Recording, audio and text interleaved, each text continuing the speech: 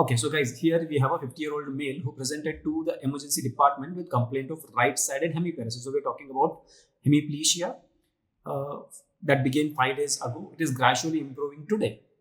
Power in the lower limb muscles improved from 1/5, right? Like the power was 1 out of 5 to 3 out of 5. So we are seeing some improvement here.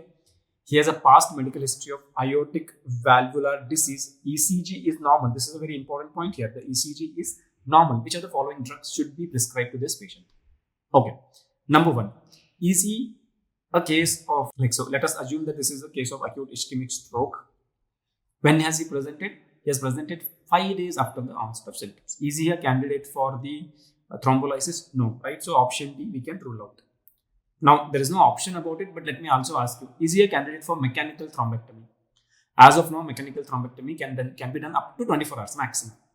Best results are possible when done within 6 hours. 6 to 16 and 18 hours, you may get reasonable results. You can stretch up to 24 hours based on the imaging findings, but beyond 24 hours, none of the studies support that mechanical thrombectomy is beneficial. So, he is not a candidate for mechanical thrombectomy either. Okay. Now, for this patient, how will you treat? He is not a candidate for mechanical thrombectomy. He is not a candidate for thrombolysis. So obviously, we'll be treating them with conservative treatment. Right now, what comprises of conservative treatment? The conservative treatment comprises of antiplatelets,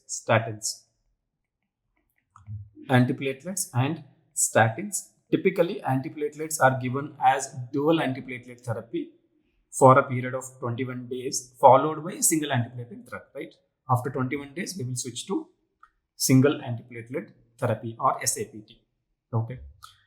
Now, here, do we need anticoagulation is the next question. So certainly I will start aspirin for this patient. If given a choice, I will start aspirin and clopidogrel. Okay, that's option is not there, so I will stick to aspirin. The question is about the warfarin and heparin. Should we give?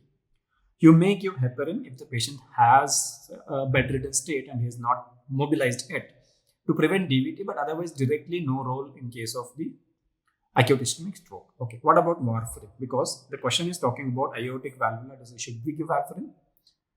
When you say ECG is normal, right, it means that there is no atrial fibrillation. Anticoagulation here is warranted if you have atrial fibrillation. There is no atrial fibrillation, so we don't need anticoagulation either, right? So I don't need to give warfarin. Heparin to the patient I might give, but if I'm giving, it is for the DVT prophylaxis, not for the direct treatment of stroke. So I will stick to option A as the answer over here. Thank you.